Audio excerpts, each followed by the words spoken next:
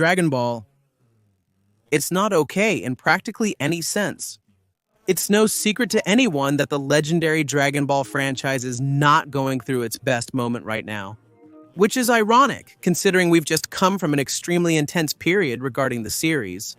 Things like the end of Dragon Ball Superheroes, the recent release of a manga one-shot. After centuries without anything new, Akira Toriyama created a completely original anime. A video game we've been anticipating since 2007. No exaggeration.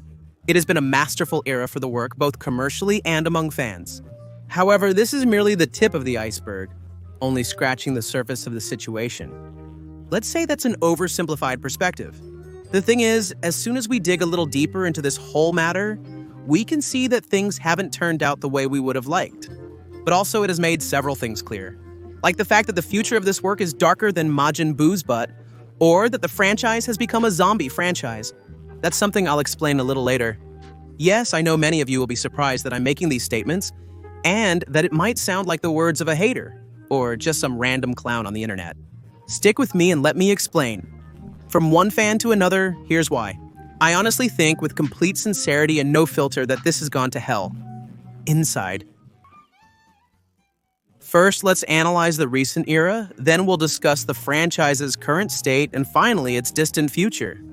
Something like the ghost of Christmas past, present, and future, but in a Dragon Ball style version. As I said in the intro, at first glance, the era we've just gone through in Dragon Ball could be considered absolutely peak.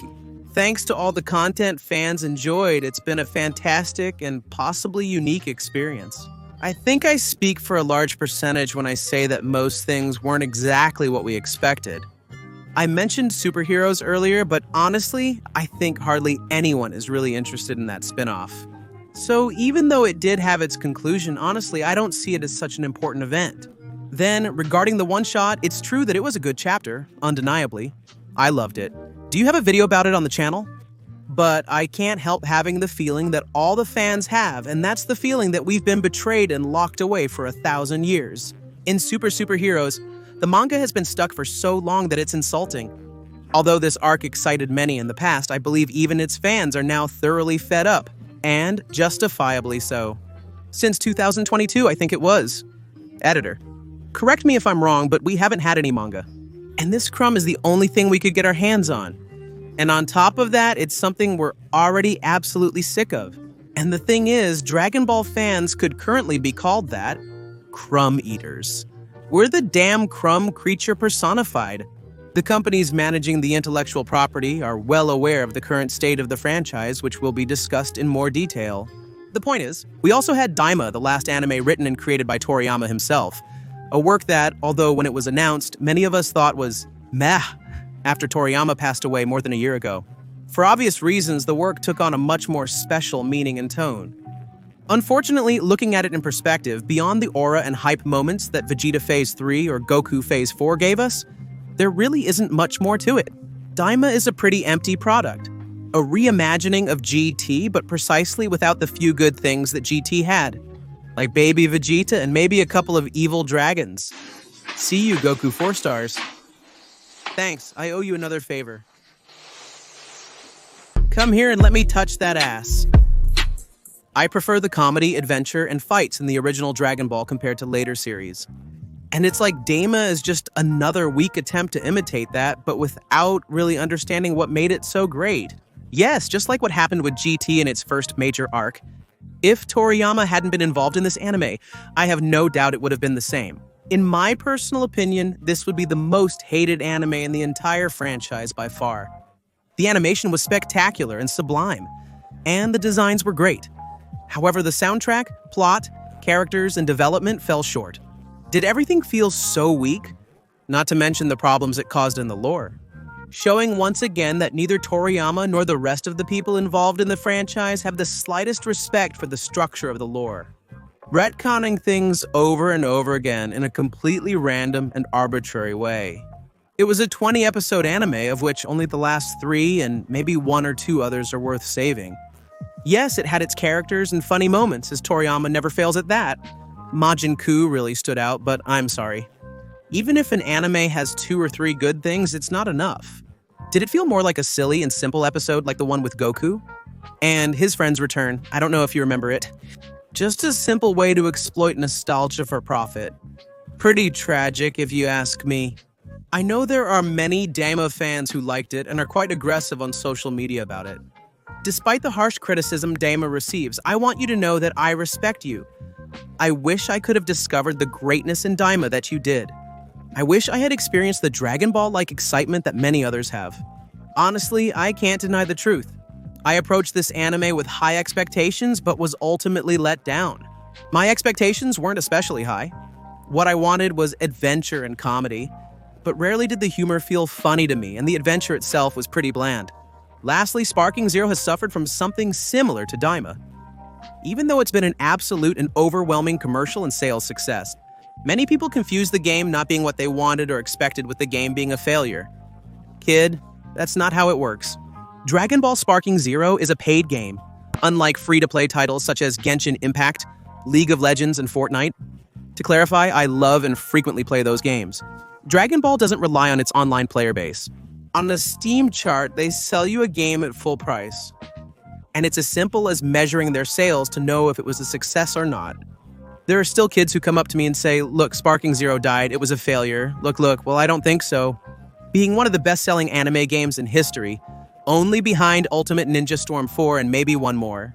In this video, I want to discuss how the outcome, while not a failure, was different from our expectations. Bandai Namco did a decent job with the game. That's absolutely true. And I say pretty decent because while they managed to capture that essence and feeling of playing a Tenkaichi, they didn't manage to give the game its own personality. And above all, they made the worst online system I've seen in a video game since 2008, guys. Seriously, Raging Blast 2 on the Xbox 360 had a better online system than Dragon Ball FighterZ. I'm absolutely unable to understand how this online mode was so disgustingly bad. Buggy, laggy.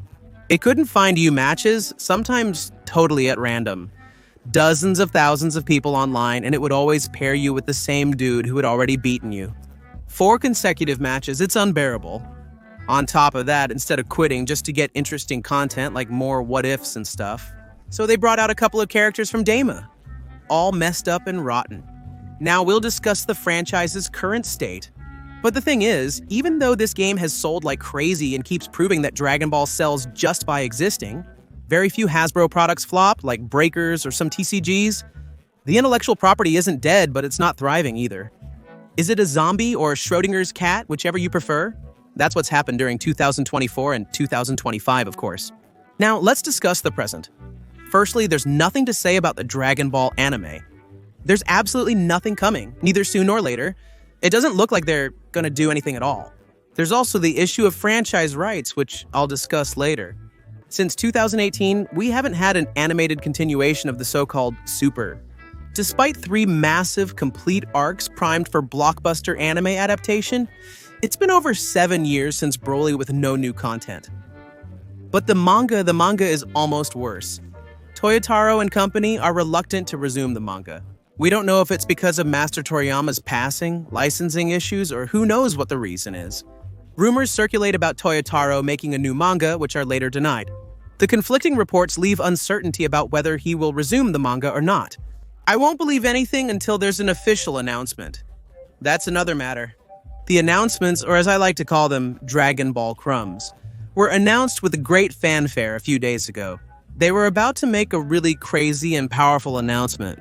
They included a Toyotaro illustration that, as always and expected, draws from nostalgia and hype. Moments and aura showing a more modern father and son Kamehameha. It looks like any as fuck drawing you could find online in the 2000s. With higher artistic quality and less essence, I must say. And flying guts, too. Everyone waited anxiously for the announcement, praying to Kami-sama for something, anything, to come out. And indeed, something did. All this damn fuss was just to announce, a damn figure. Yes, a freaking crappy figure. What does all this confirm for me? 2 things. The first is that they throw us damn crumbs and they don't care at all. A freaking crappy crumb. And they want us to be satisfied with that, like we're the damn Lazarillo. The second thing is that being aware that every franchise ultimately wants to sell and make money, this is shameful. They're only announcing a figure to print money, nothing else. It's the laziest, most soulless money-making scheme you'll ever witness. It's because of things like this that I say Dragon Ball is in a vegetative state. They keep milking it, but why? Everything feels empty, making FM more meaningful than all this. No, it absolutely does. Long live Super Saiyan 8. Finally, it was announced that Shalat the Saiyan will be a playable character in Sparking Zero. If you're unfamiliar with him, it's due to a lack of street smarts. He's the protagonist of Dragon Ball Legends, a mobile gacha game. I've only played it for a few hours. I prefer Dokkan Battle, but both games are decent, despite the Legends community's dislike for their game. Honestly, they have their reasons. That's it. The last two announcements are just a figure. And a character that, with all due respect and apologies to Legends players, absolutely no one cares about. Absolutely unfortunate and sorrowful in every way. But the future doesn't look much better, and exactly, that leads us to talk about the future of the franchise. Oh, sorry, I forgot about Genshin Squadra.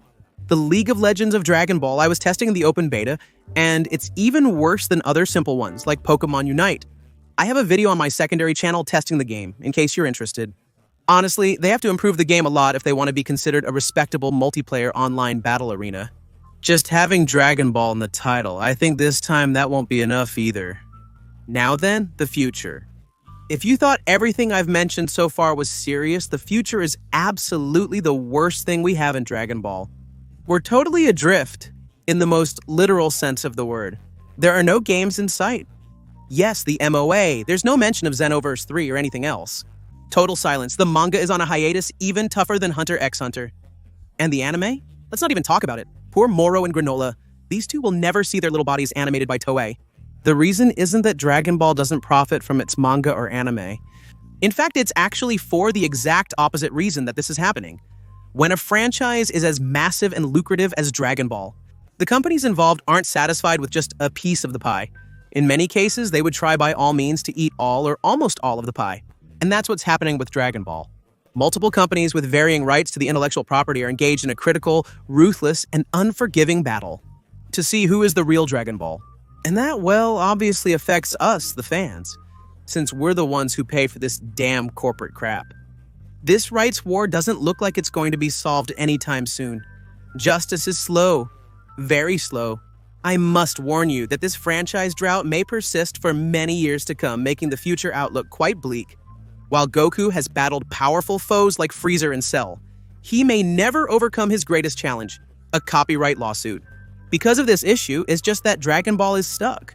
And they're keeping it alive on life support, throwing us disgusting little scraps to try to keep us satisfied. As fans and consumers, we fail to notice that the entire franchise is in turmoil. I wish there would be a statement tomorrow saying that the rights issue has been resolved, but honestly, it doesn't look like that's going to happen anytime soon. Lawyers, lawsuits, and a lot of money involved, something that's going to last a long time. I apologize, I don't want to bring bad news, but I also can't act like everything is okay. While I don't consider myself the creator of Dragon Ball, a significant portion of my online content and presence is connected to the franchise in some capacity. I absolutely adore this franchise, and anyone who knows me even slightly is well aware of that. I'm the one most hurt by this situation. For me, this video isn't mere sensationalism, it's the deep, raw, harsh truth. I wouldn't dare to mess around with such a sensitive topic because Dragon Ball isn't some childish, stupid game. I hope to make a video someday choking up and crying tears of joy because the franchise has returned to amaze everyone. I dream of that day. But for now, honestly, my people, this is the situation we have. This is our reality, and we have to face it. I understand if you have a different perspective and believe that, despite being at a low point, the situation isn't as bad as I think it is. You're correct. Dragon Ball fans have endured tougher times and droughts than these. Did any of them last for more than 15 years? Between GT and Battle of the Gods, only a television special and some good video games like the Tenkaichi series or As Fuck were relevant events. I hope to share the optimism of others, as I'm confident Dragon Ball will rise again as it always has. But I don't know how anymore, with the original author completely out of the picture. A successor who doesn't seem very motivated and companies trying to cannibalize each other to get the money. Honestly, I don't know if this is the Dragon Ball I want to see in the future. Maybe, just maybe. Loving also means knowing when to let go. I realize I'm being quite pessimistic. I hope all of this changes in the future, but it doesn't look like it will. Maybe we also need to start thinking about letting go of Dragon Ball. Companies won't allow it and will keep it at the top, but I'm unsure. Honestly, this is becoming rarer. Dragon Ball, see you in the next videos. Bye.